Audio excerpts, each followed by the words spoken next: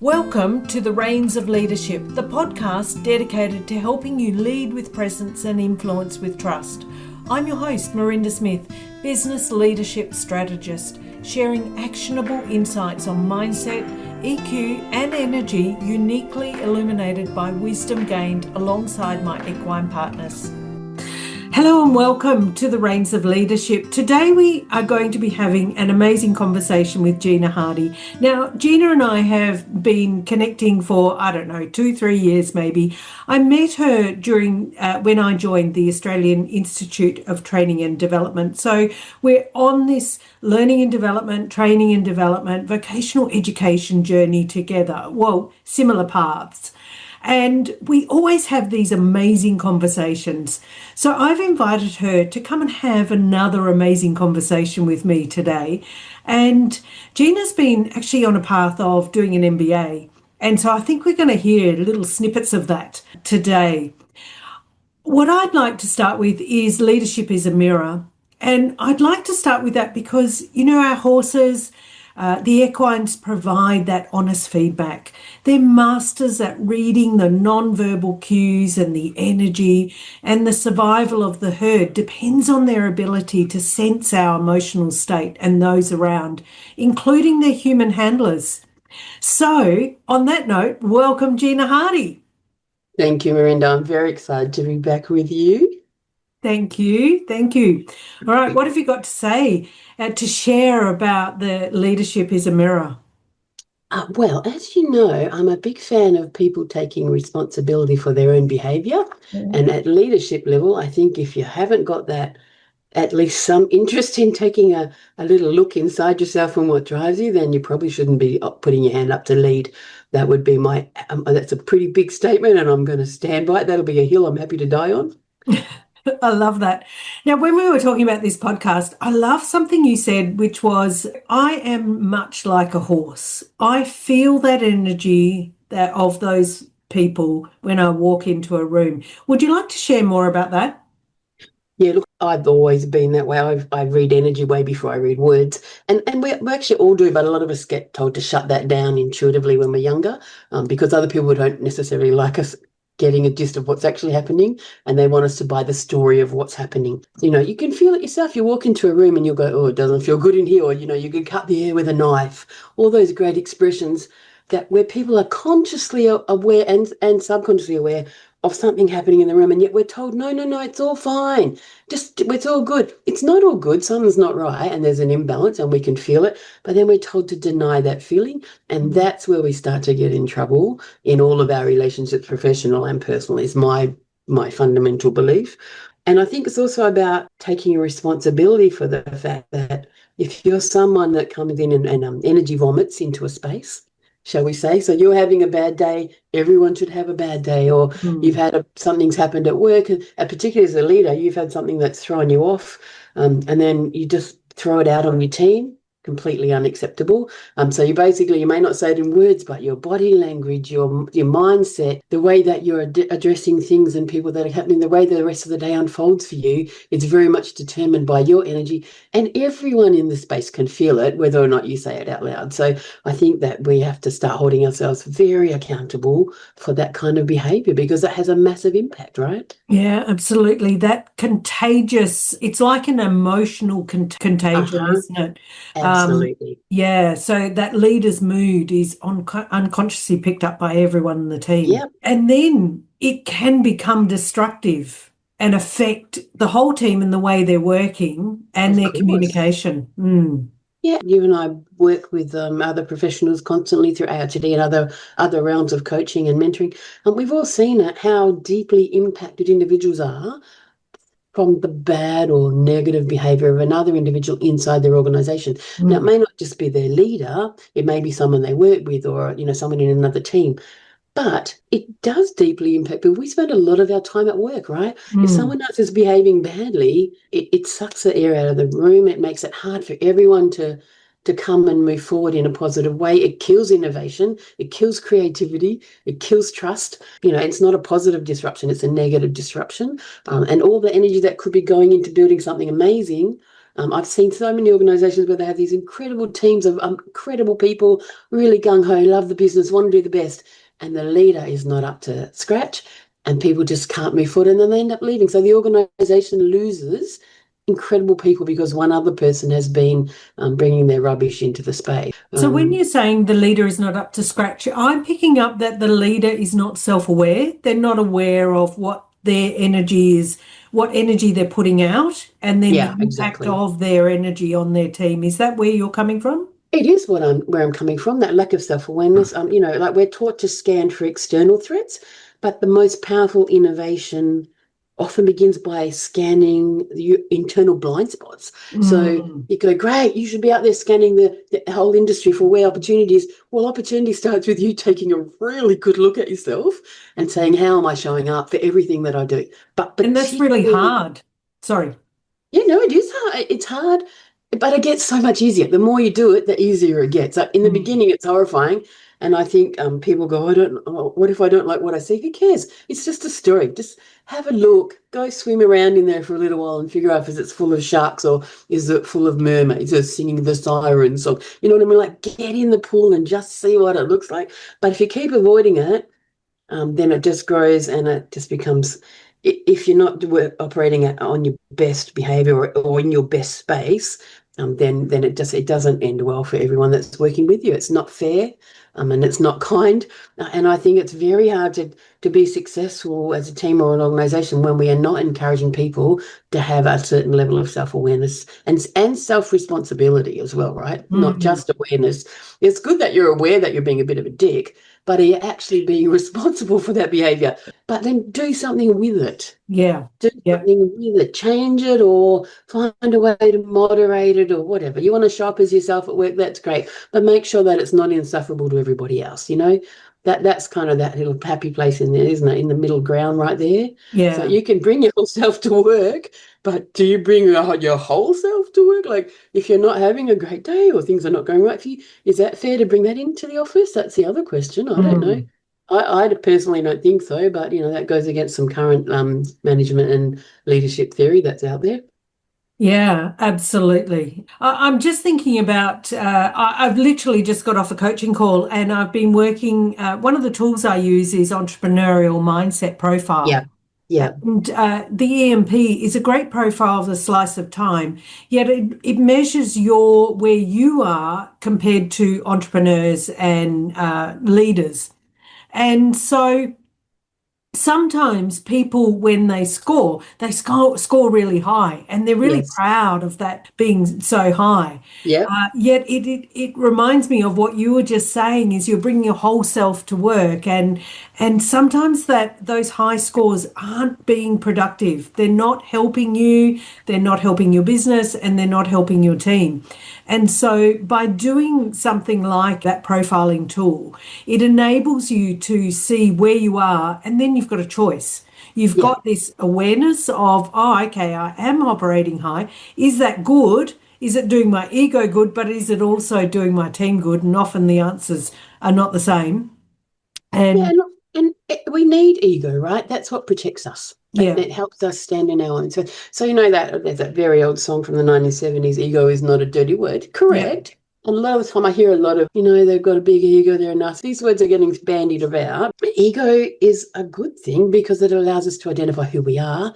But then again, like you're saying, once you know who you are, is what you're doing with that going to serve mm, everyone around you. And again, it's fine in certain environments that you can be a different version of yourself. But there are, when other people are counting you and you're trying to get things forward, if you're on major projects and you show up, and I've seen this, and I'm sure you have as well, leaders who are running big projects, they've got this amazing team behind them, fully focused, fully ready to go forward, and the leader will show up and not bring their best self. yeah. That So dismantles everybody, right? yeah, so they're either chaotic, Yes. which or they're unclear on their vision Yeah, or micromanaging. or micromanaging. Yeah, And we know what the micromanaging is for. Like I was actually just talking to my son in his early 20s. He's studying leadership and also working in an environment where the leadership is, they struggle sometimes to be effective, let's put that kindly. mm, But, we were talking about that fact. I said, that micromanagement is from anxiety, and also feeling like you can't control what's going on, so you're going to try and control everyone else. So, but again, all it does is push people away. Adults, we're grown-ups adults, we're coming to work, we're grown-ups, we want to be treated like we know what we're doing. And the best way to insult someone is to start micromanaging them, right? Yeah, absolutely. I know when I've been in a team, as a team member, not as the leader, Yeah. and the leader comes and micromanages, and that is such a big insult to me. Give me your vision, ask me what you need me to do, and I'll do it. Yeah, Don't of course. micromanage it. Yeah, that's right. I mean, if you hire someone and you can't trust them, why did you hire them? Yeah, yeah. If you And can't it's trust them to do it's the work. yeah, and it's like, when we have been consultants, similar, you see the Yes. same. They ask you to do something and then they're constantly changing the rules or yeah, yeah. And look, most of this, honestly, as a grown up now who has very little interest in getting offended by anything, when I have a look at it and you go, all right, I can step back and look at this, most of it's driven by anxiety. People are so anxious, Mm. driving themselves into a frenzy, and they stop thinking clearly. Yeah. So fear, would you say? Fear, yeah, absolutely. Mm. Which project, they're scared of what's going to happen. Then they work themselves into an anxious state, Yep. and you may not see it, but if you step back enough without taking it personally, it becomes pretty clear to you that most people are sort of sitting in this space of anxiety, like ongoing anxiety, right? And it's hard to think clearly and make good decisions and Yeah. be strategic and stick to your original plan if anxiety is consuming you and Mm. overwhelming you, isn't it? Because you kind of lose your vision. Now, before we started recording, you started talking about a module you're talking about you have just completed for your Well, I'm in the middle of it. So I actually just finished my Master of Ed, and I've now gone back to my MBA. So right. because why would I not to keep studying? And I'm in the middle of it's disruption, innovation, and entrepreneurship, and I love it. And it's talking about for businesses truly to be successful in the modern day, they have to be disruptive. That's how you get the most impact. They have to be innovative, and you have to have that sense of entrepreneurship. If you don't have that internal mirror. Well, actually, that's the other thing you and I've been talking about. That study that suggested, that 60 to 70% of people don't have an internal mirror, Mm. which is still kind of horrifying. What I hope is that even if you don't have a mirror, that we could at least give you tools and skills to help you understand how to work as part of a team. Surely, I think, at best case scenarios, that's a possibility. If you're dealing purely with a narcissist or a straight up psychopath or sociopath, even they can figure out how to work effectively with others because they want to get what they want. So there's always as I teach the Mm. people when I run the project management course, there's always a way through. Either you're going right through the middle or you'll find the way around. And that's what we're going to do, right? So even if you're dealing with people with personality disorders, character disorders, there is a way to work with them. But yeah, certainly when you look at modern business disruption, has to be one of their models for how they moved into a new market. Yeah. They have to be innovating because things are changing so quickly now. We've just Mm. seen that. I mean, AI has been around for a very long time, but the version of AI we have now, Mm. in the last 2 years, I mean, look how quickly that's changed. In chat a couple of years back, you were like, oh, this is a bit rubbish. And now you're like, whoa, look at that. It can build me a whole image and a whole Mm. library, and it can go and do things for me like a second pair of hands. So, watching all that stuff, and it's quite mind-boggling, isn't it? Absolutely. So disruption, what does disruption look like in a leader who is centered, who has looked in the mirror and who has got that self-awareness? All right. So in disruption theory, we talk about external market shifts. So we're looking out the window, what's going on outside. But in leadership, disruption usually starts internally. So it's with a shift of how we're seeing ourselves. And Mm. that's going to come about in a lot of ways. People might have a burnout or a breakdown, or you've been very successful and you might have that beautiful moment of reflection, which I'm hoping we're getting better at giving ourselves after we have a win, because quite often we're too busy celebrating the win to actually sit back and reflect on it. But in an ideal world, you've had great success and then you sit back and actually go, well, how did that come together? Mm. What was it about? Did something inside of me change? Did the way we worked as a team change? What was it that actually drove us to success? And it's never the same. So like, what's that expression? You're never swimming in the same river, because the water's always moving, and we're never the same person on any project, right? Because Yeah. we bring with us all that lived experience. The failures are my favourite bit, the broken bits, the bits that don't go well, the bits that turn to shit. They are the best bits, right? Because they're your Mm. chance to go, ha, didn't work, let's try it again. And Yeah. that's, I think in L&D, we're willing to break stuff a lot because we have Yes. to, because we do. And so I noticed something beautiful about L&D people is that we throw it against the wall and go, is that going to stick? And if it doesn't go great, what else can I cook and we'll try again? It's Mm. yummy and delicious and I love it. But, there is a fear outside of our environment for people to get it wrong. And that fear of getting it wrong stops disruption and it stops innovation Mm. because people are more worried about other people's point of view about what happens if you get it wrong. And I understand that. People have got bills to pay. They've got career plans in mind. They've got people they want to impress. But at the end of that, I think if you're truly living for yourself, you've got to lean into that creative side and see what you can bring up. Nice. There were three words. So there was the disruption, and what were the other two? Innovation Yep. and entrepreneurship. And entrepreneurship. Okay. But So even within an organization, people can be entrepreneurial, right? if the leader's giving the vision, and so they know the point that they want to get to, but how they get there can vary. And so, Yeah. you can get those cross paths of people going about it in different ways, but effective ways to get Yeah. there. When we look at those three things, disruption, innovation, entrepreneurship as a leader. So I wrote a quick note last night when I was looking at something else, saying, in the studies of innovation diffusion, so how it gets out into your organization, we know that new ideas spread best when they're modeled by trusted peers. Yeah. So we know that. We know that people are going to quickly, and we know that in change management as well.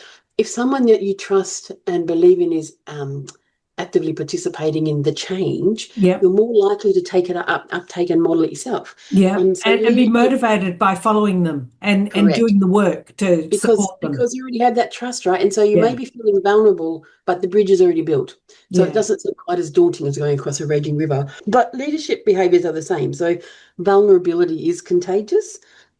And so is control. Yeah. So if we've got leaders who are willing to be vulnerable and say, hey, let's just give it a crack. We think this is going to work. And that's a beautiful thing of agile project management and all those things where we get a chance to go back and iterate and iterate and iterate. But then you've still got people in organizations saying, well, this is how we've always done it. Oh, Mm. no, we can't do it differently. It's like, it's 2025, dude. No one can stick to this as how we've always done it. Mm. I mean, if your product's amazing and fantastic, yes, of course, stay with that tried and trusted, but do not think for a second that someone can't come up and disrupt your organization or your industry or the way that people think. We're literally watching whole industries change overnight, aren't we? This Yeah. is not the time to be afraid of disruption. This is the time to say, hey, actually, this could be an amazing time to try X, Y, and Z. Mm. Yeah, so as a leader, what are you modeling? And I think that's a really good self-reflection question, right? Even if you don't want to dive that deep into who you're being, how am I showing up? To Mm. start with, what am I modeling? Like, what am I showing to the people that I work with every single day? And what am I Yeah. showing to the people above me, the people below me, the people that count on me to lead the team? I think one of the another way of looking at that, because sometimes we're not sure how to see, it's that blind spot, isn't it? Like you Yes, mentioned yeah, before, we don't know what we can't see, and we've moved it out of our peripheral vision. yeah, So to move it back in, I think it's reflect on when you're triggered. So yeah, if you're triggered by emotionally by someone or something that has been done, yeah. then that strong emotional reaction often is an opportunity to look inward and ask yourself, is this about the other person or is there something in here for me to understand about Ah, myself?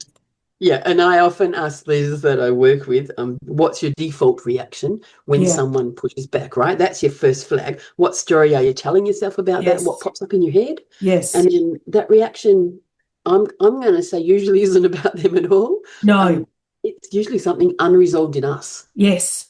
So if you're getting that, I've actually seen over the history of working for other people, I've actually seen people have the strongest reactions to someone challenging them. And you think, well, why Okay, so that's got nothing to do with that person. That person's just a little poker, right? They're just, Yeah. it's like something in you, you need to have a bit of a look at that, because for you to get such a massive response from someone just being willing to stand up and say, I don't think this is going to work, or maybe that's not the best way to go. And the people that I'm working with, if I'm a leader, I want them to be able to say that to me. Yes. I want them to be able to say, I think that looks a bit shit and we need to try Mm. something else. Or hang on a second, if you think about this from another point of view, so yes, right? So if you can be vulnerable enough and open enough to hear that, then that is where disruption and innovation really kicks in, right? The opportunity I, to disrupt stuff. Absolutely. And I just want to go back to another model. There's that below the line and above the line Yeah, model. brilliant. And above the line, what's the model called? It's a triangle, two triangles, and the top above the line has got the challenger in there. Yes, And below the line is when you blame others and you the push it fear-based outward and reacting. Yeah, yeah, yeah, and react. And so the challenge above the line is what you're talking about. So it's challenging someone and their perspective and challenging the idea that what has always been done this way could possibly be done another way. So that's what that absolutely. challenger is. It's not a challenger of, I challenge you, Yeah, Gina, that's into it's not a duel. It's not a duel to no. the death for your lady's love. Like we don't live in that environment. And even though we go to fight, flight, freeze, or fawn mode, because we Yeah. still have those beautiful instinctual responses, it's not that we don't live in that space anymore. We very rarely need to go to that space. So if you find yourself, going into that energy, again, leadership is one of the most confronting mirrors we will ever stand in front of, Yeah. right? If you're willing to look into the Look mirror. into it. Yeah. If you're getting those responses, they're echoes of unresolved patterns. These are Mm. that you just haven't, and usually you can break them really quickly. They're just old beliefs. It's like I describe it to people as trying to put on a coat that doesn't fit you anymore. The outfit, so you've either got bigger or smaller. You hope, and so that just doesn't work for you anymore. So go buy something new. Find a new coat. Find Mm. something that's funner. Find something that you love wearing. So we get stuck in this. I've always worn my coat. I've always worn this coat. No, hang on a second. You don't have to. You can actually buy something else and, be more comfortable in yourself. So let's break that down into practical tips for the leader. So they've become aware, they're being challenged by someone, or Yep. they've had this reaction to someone or something, and they've stepped back and gone, ooh, that pushed my buttons. Yeah. And then what? Well, I think, Go and look, buy a new coat. What does that look like for a leader? well, I think, so, all right. So, for example, if you want a little activity, try this for a week, right? Every time you feel triggered, pause and ask, what part of me feels under threat? Yeah, nice. And that tiny moment of inquiry is leadership work. It's also innovation work, right? Yeah. But it's such a simple activity. So you just stop, you pause, you take a second, what part of me feels under threat, and really check in. Mm. Because it could be a part of you that's an old belief system that just does not Mm. serve you anymore. Or it could be a part of you that you need to really lean into.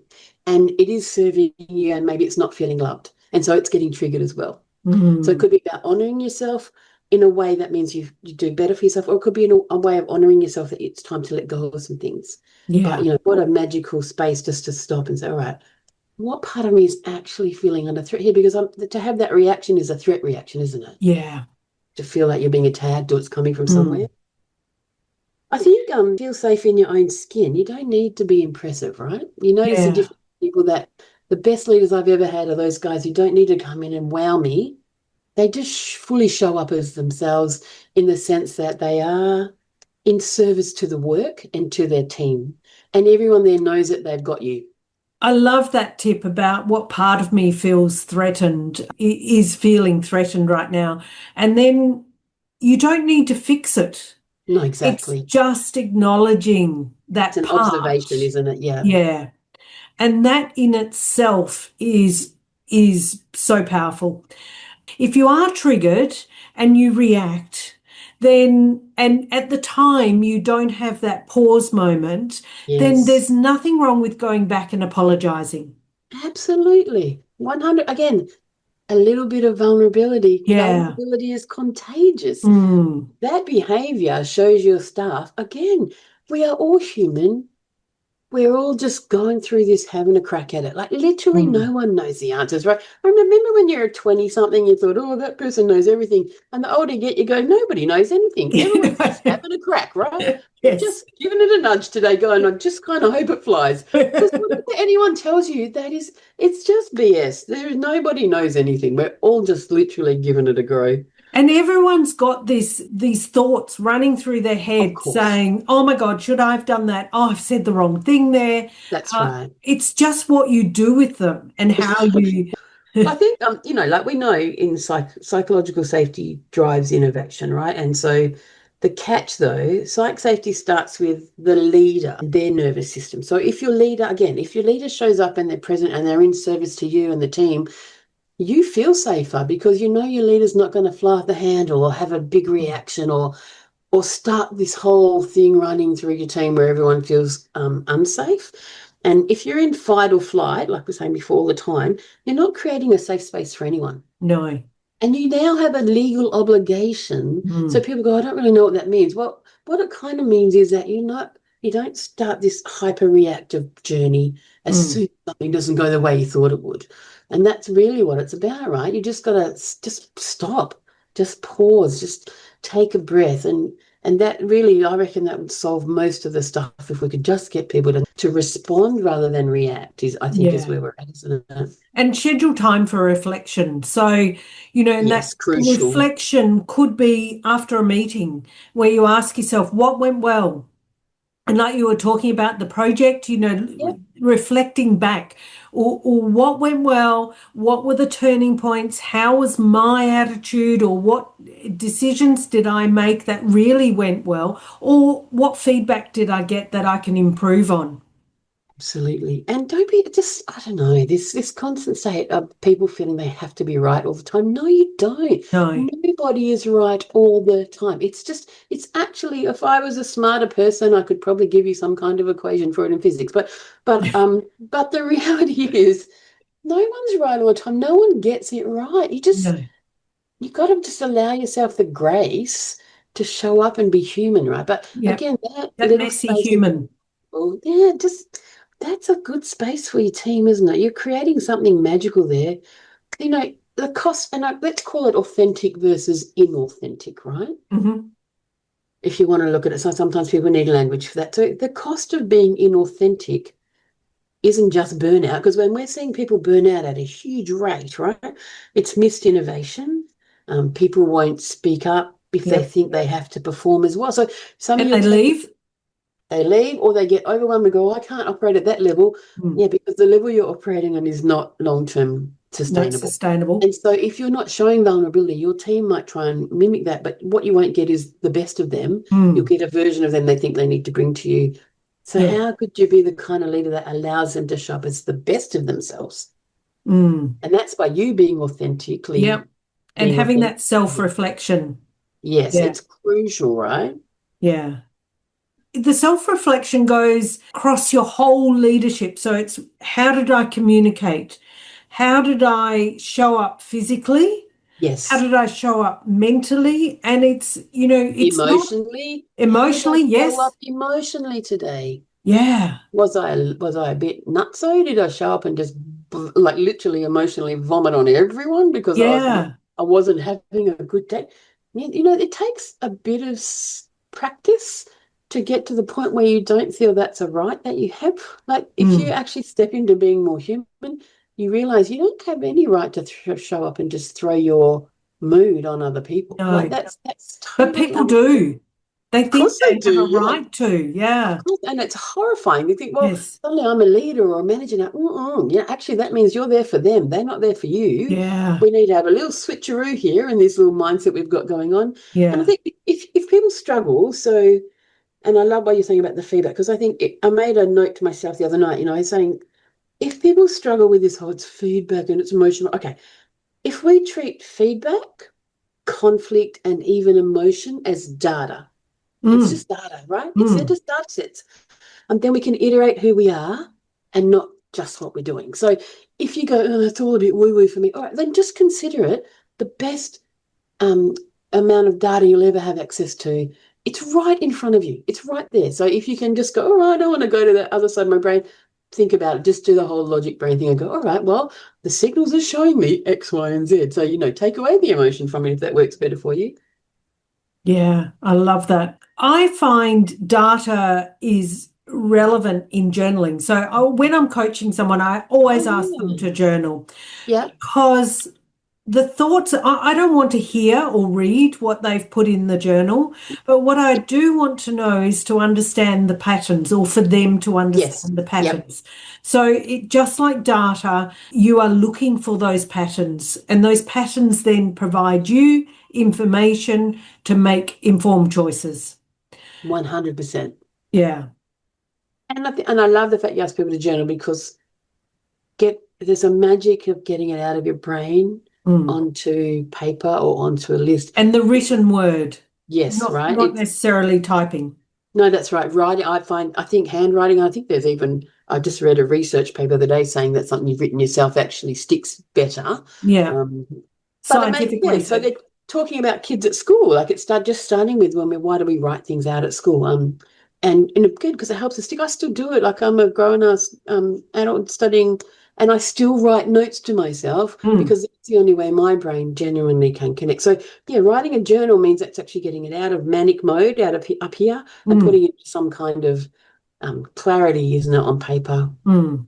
And sometimes even saying it out loud helps, just getting it out of your brain and putting it into the ether, right? Because half the time stuff comes out of my mouth and I go, oh, I didn't even know I was thinking that. So I'm the same.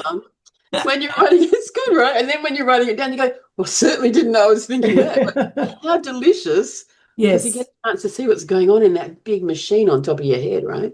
Yeah. When I was learning to read the horses and get the benefits from my horses, I had this beautiful horse, Bundy Bear, and he took me through my journey of being aware. So I was a leader at the time, and I was leading a big team across Australia, and I got him, and he had been very savagely handled by Yeah. his professional rider, or riders, I should say. Anyway, he was providing me feedback all the time, and at the time he would give it to me in the stable, I had no idea what he was telling me.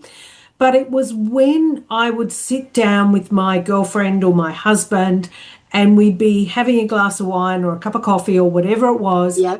and we'd be discussing what had happened, that I'd go, oh, Beautiful. that is happening in my leadership journey as well. Mm-hmm. And, he kept doing this, and it took me probably 12 months to realize that he was actually communicating to me, and How he was amazing. actually sharing something so powerful with me. And when I then changed my behavior, he would change, Yep. and my And team would change. so I think that there's a thing called the Pygmalion effect. Have you heard of that? I have, yes, Yeah. go ahead. Basically, how I see others changes how they show up. So if a leader thinks, oh, the team's great and they're going to do well and they totally are on fire, your team's got a better chance of succeeding. And they know that in schools they've done experiments where a teacher has been given a class full of children that may not have been doing very well, but have been told they're at the higher end of the school levels of study. And so the teacher treats them like they're high achievers, and suddenly they all become high achievers. And that's that Mm, Pygmalion effect. So how I see others changes how they show up. But mm, how I see myself also determines how I show up. And that's what I love, that's part of that thing there. But yeah, it is interesting, isn't it? So basically, if we go in thinking everyone's broken, they're going to behave broken. But if we yeah, go in thinking, wow, these guys, yes, we can do this, and that's, you have had a look at yourself. Your horse mm, has said, hey, hang on a second, you want a little look at yourself there? So yeah, you had a look at yourself, and then you go in, and then you're going in with your team and you fully support them. I mean, then you're going to get these amazing results because everyone is in a space where they feel they can put in the hard yards and actually succeed. yeah. What an amazing team to be part of, right? That's Well, everyone would hope for that environment, wouldn't they? yeah, and it's really interesting because that team have kept in contact with me, for many, many years So after I left lovely. that role. Yeah, They just supported me you just had a great 100%. connection. Well, because you were supporting them fully, weren't you? So Yeah, absolutely. Yeah. Mm. I mean, it's just a delicious space to operate from, right? How much more rewarding is that to go Yeah. to work and be in that environment is so much more rewarding than to go and feel Yeah. whatever. Well, I mentioned before being a messy human, and I talked over you, so it might have been lost in the translation. But anyway, I just want to go back to that because, we are messy, our lives are messy, and we are human. And Yep, even though, I was sharing that team and that amazingness, I still make mistakes. of And being course. that messy human is consistently being aware of, oh, maybe that wasn't the best thing to say, or maybe Hmm. I could have done that better. Okay. And I'll sharpen my pencil for next time. So, yeah. Correct. And it actually made me think I had a leader, I was very, very young. I'd gone to work with him, and he was just so different to everyone that I'd ever worked with and had done a lot of self-work. I realized that as an older person, but um, when he needed to be, he could be command and control Yeah. when he needed to be. Mm, But for the most part, he was inquiry and reflection based. And so nice. the team's innovation was explosive because people felt heard and seen, and they felt like their work was purposeful. And I Yeah. think that's a huge issue. And I look at people who are struggling with anxiety and depression, a lot of them just don't feel like what they're doing warrants Yeah. anything, really. There's a lot of useless work that goes on inside organizations and inside Mm, teams. And a lot of it comes from leaders who are command and control and won't let people step out of whatever picture they yeah. have in their head. But the minute that you, like, he would come to you and talk to you about stuff, and then you'd talk about it, he'd inquire, then you'd reflect, and then he'd say, go and do it, go make it happen. That's pretty incredible because Yeah. what it says is you actually trust me that I can do what I do Correct. and I Yeah. can do it well. Yeah. And then guess And what? You do it well because you want yes, to, right? exactly, because that's why you are where you are, and yeah. And it reminds me of, when I'm delivering leadership training, and there's always that slide on leadership versus management and which Yes, one's better, yes, and are they both needed? Yes, they are. So absolutely. management is that command and control. You must get out of that building right now. There is a fire. Correct. Yeah, or that leader, which is all about curiosity and allowing people to do their best work. Yeah, and actually encouraging people to innovate. You know, the thing is that we have all these untapped, and I say, look around your organization, we have this incredible pool of untapped talent and knowledge. Everyone here knows something about the organization that I can pretty well guarantee you probably don't know. Yeah. Particularly in L&D, right? I always say to people when we're talking Yes. about adult learning, you have a whole ecosystem full of people that have the most amazing information, and yet we just disregard them. Like, why would we do that? Why would we not tap into people and say, hey, show me what you got? Put your Yes. tap shoes on and let's make a show. Like, come on, like, what are we doing? Why are we try to strangle people because we don't, we're feeling a bit vulnerable, like we're not doing our own best work. But man, the minute you can step back and let people shine, wow, how amazing is that journey? Let's talk about leaders with anxiety, Gina. Okay, so, and I might have mentioned it a little bit earlier, but some of the what I call bad behavior, poor behavior, is anxiety driven. Okay, so you Hmm. might think, oh, that person's just being X, Y, and Z. But in actual fact, it's because they're so anxious, they can't see clearly to make a good decision. Mm. So, and I've told you this story before, Merinda. I've had, leaders who are all the big mouth, the big gob, the big ho thing, and then we need them to do something like record a video, and they would rather die than be on a 2-minute video. Like it's the strangest thing to me. But if you look closely, what was it? It was pure Yeah. anxiety, Mm. pure fear. It's Mm. like, what is it? Hang on a second. You can speak in front of 1,000 people at a conference, but you don't want to speak to your own team on a video recording that's going to go on our intranet. Like it's a bizarre, it's just a Mm. bizarre thing, right? But I think they also feel maybe highly vulnerable because it's Yeah. just on them. It's only them. They're just speaking to no audience, and it's just yeah. I don't know. I find it kind of mind blowing. I mean, I understand it. I know some people would rather die than do public speaking. There's all Yeah. those kinds of levels of Yeah. anxiety. But what I see in a lot of senior leadership, is people just functioning off high anxiety. So that's actually what is driving them. You Mm. would hope that it's what's driving them was an urge for success and to Yeah. see it And the be the vision. business Yeah. to succeed, yes, and the vision. But in actual fact, what's actually fueling them is fear of Mm. failure, anxiety, this sense of imposter syndrome. So Yes. you've got all these people just wandering around going, what if I get found out? All Yes. right, I'm going to just say right now, if you're suffering imposter syndrome, I want you to know nobody anywhere in the whole entire planet actually feels like they know what they're doing, even though they tell you they are.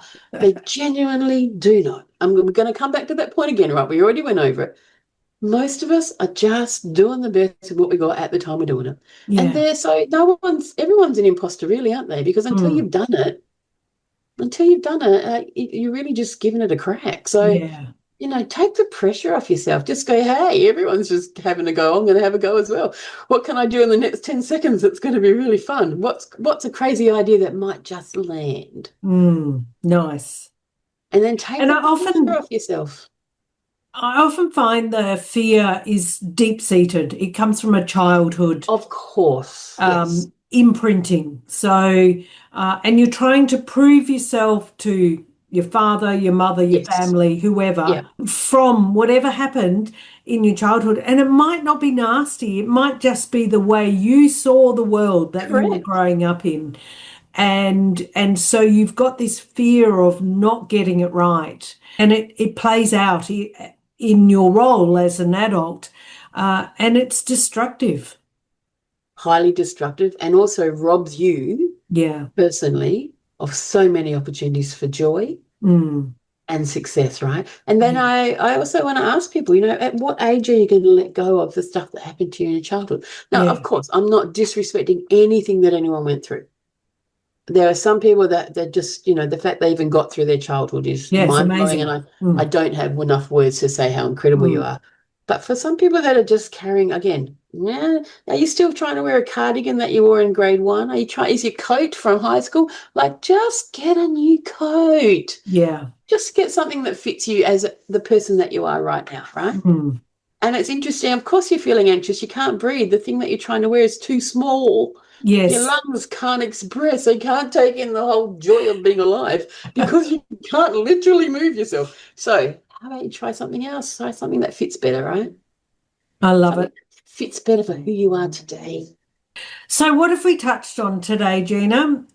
We've talked about looking in the mirror. Have a We've, little look in the mirror. Yep. If you're mm, getting triggered, what yep. part of me feels under threat? You just Mm, stop. You don't have to stop like people who can't stop. You can stop for 5 seconds. You can mm. stop for just a minute, 60 seconds. What part of me feels under threat?